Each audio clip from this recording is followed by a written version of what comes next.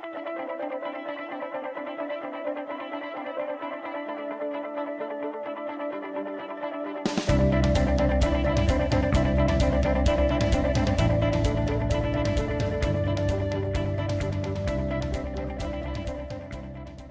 لله رب العالمين والصلاة والسلام على سيدنا محمد وعلى آله وأصحابه أجمعين ربي اشرح لي صدري ويسر لي أمري واحلل عقدة من لساني يفقه قولي ربي زدني علما ربي زدني علما ربي زدني علما آمين يا رب العالمين. أما بعد فأعوذ بالله من الشيطان الرجيم بسم الله الرحمن الرحيم. السلام عليكم ورحمة الله وبركاته. Welcome to a yet another exciting course from Team CIFIA. This course content has been created under the guidance of Sheikh Mir Asadullah Qadri, and I am a member of Team CIFIA, going to be your trainer today. Together, you and I will go into this exciting journey of learning about this important concept of Sahih Iman. So, welcome aboard. Biography of Hood alayhi salam. This course content is divided into the following lectures. The people of Ad. Prophet Hud alayhi salam belonged to the people whose ancestor was Ad, the great grandson of Nuh alayhi salam. This is the reason they are called the people of Ad. Hud alayhi salam lived in the kingdom which was established by Ad.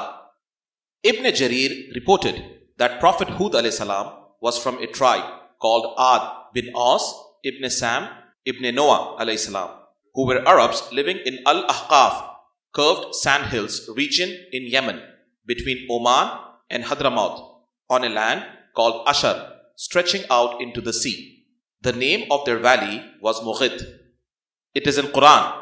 And remember Hud alayhi salam, the brother of Ad, when we warned his people in the curved sandhills located in the southern part of Arabian Peninsula. Surely warners have passed before him and after him. Hud alayhi salam warned his people, worship none but Allah. Truly I fear for you the punishment of a mighty day. Al-Ahqaf 21. The people of Ad were tall, powerful and wealthy, who built countless buildings and monuments as a show of their might. Large tracts of their lands were irrigated with canals. They were arrogant and had devised various rituals of idol worship. They worshipped many idols. Chief among them were Sam, Samud and Hara. Prophet Hud alayhi salam. Before the birth of Hud alayhi salam, his mother, who was a pious woman, saw great visions about him and his prophethood. Hud alayhi salam's father may have been a pious person as well, because he was raised by his parents away from idol worship, widely prevalent among his people. After the declaration of prophethood, Hud alayhi salam started preaching and invited his people to worship Allah alone. He told them to repent for their sins and plead for mercy and forgiveness from Allah. He preached for a long time, but their arrogance, aggression and idol worship increased. He tried to speak to them individually and collectively to explain about Allah's mercy, how Allah made them the successor of the followers of Nuh alayhi salam, how Allah gave them strength and power, and how He sent them rain to revive their lands for cultivation. He also warned them about the day of judgment, when they will have to reply for their deeds. They argued how, after death, when they had turned into dust, can they come back again to answer for their deeds?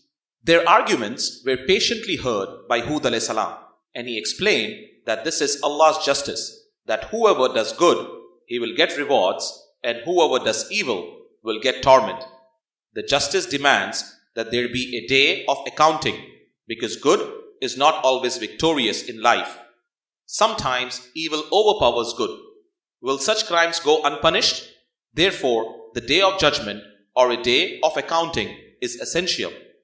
The chiefs among the people asked, "Is it not strange that a person like us is chosen to reveal Allah's message?" Hud alayhi salam replied, "What is strange in it? Allah wants to guide you." Hud alayhi salam warned of Nuh alayhi salam's flood, which happened not too long ago. This is a precedent of Allah's punishment to the arrogant wrongdoers. He warned them to be careful in whatever they do. The chiefs asked, "Who is going to destroy us?" Hud alayhi salam replied, "Allah, and I fear for you for that punishment." Years passed, but majority of the people remained adamant and defiant. They started to accuse and abuse Hud alayhi salam, saying he is of unsound mind. One day they came and told him that they know the reason for his madness, saying, "Since you have insulted our gods, it is their curse that you have become insane." It is in Quran, when their brother Hud alayhi salam said to them, "Will you not fear Allah? Indeed, I am a trustworthy apostle for you. So fear Allah and obey me. I do not seek any compensation from you. My reward exists only with the Lord of the worlds. Why do you believe a landmark on every high place in vanity? Are you building strong fortresses as if you are going to live here forever? And when you attack others, why do you attack like tyrants?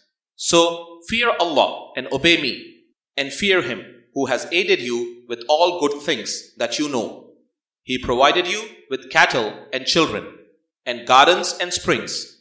Surely I fear for you the punishment of a terrible day." Ash-Shu'ara 123 to 135. It is in Quran, they, the people of Ad, said, "It's all the same for us, whether you warn us or not. Truly, this is nothing but morals of the ancient ones. We will never be punished." Ash-Shu'ara 136 to 138. It is in Quran, they said, "O Hud alayhi salam, you have not brought us any manifest proof, a miracle.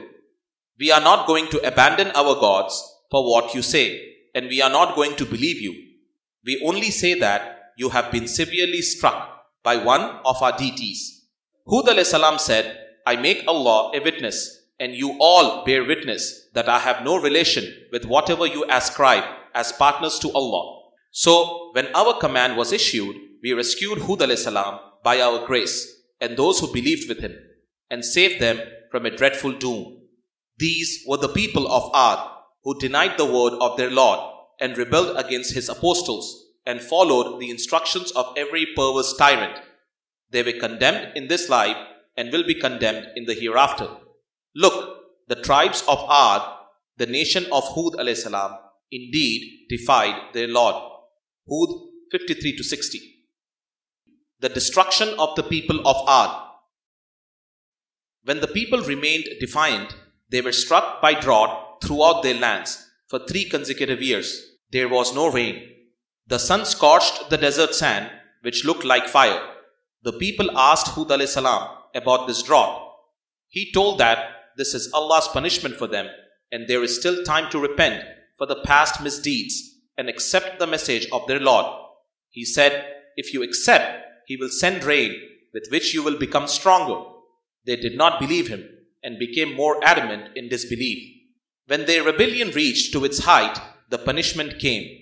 The weather changed suddenly from burning dry and hot to harsh cold with wind that shook everything. They saw it as a cloud advancing towards their valleys. They thought it was just a passing cloud which will bring them rain. They did not know that this was the punishment for which they used to ask Hud alayhi salam to bring upon them. The wind increased day after day. The people started to flee.